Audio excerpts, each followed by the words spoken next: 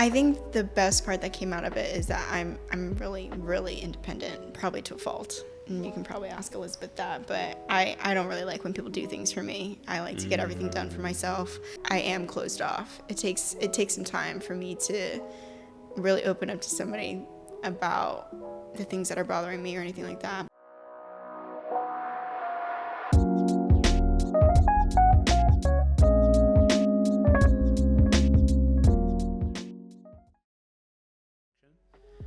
And I'm curious for you, since your mom wasn't there, not to say that she was not there at all, but for that period of time that she wasn't, because it sounded like it had an impact on you. Can you expand on that a little bit? Yeah, I think the best part that came out of it is that I'm really, really independent, probably to a fault. And you can probably ask Elizabeth that, but I don't really like when people do things for me. I like to get everything done for myself. Not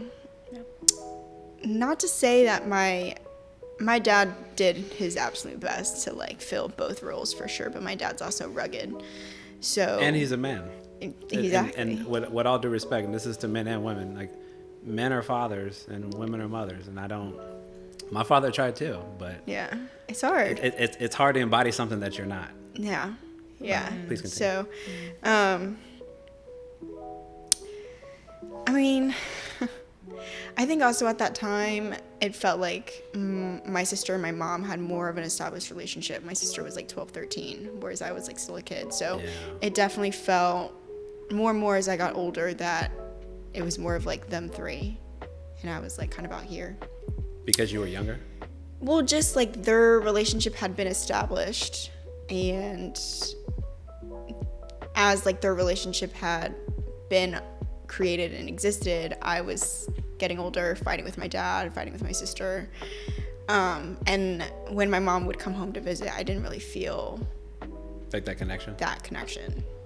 That didn't come up till probably last year, 21.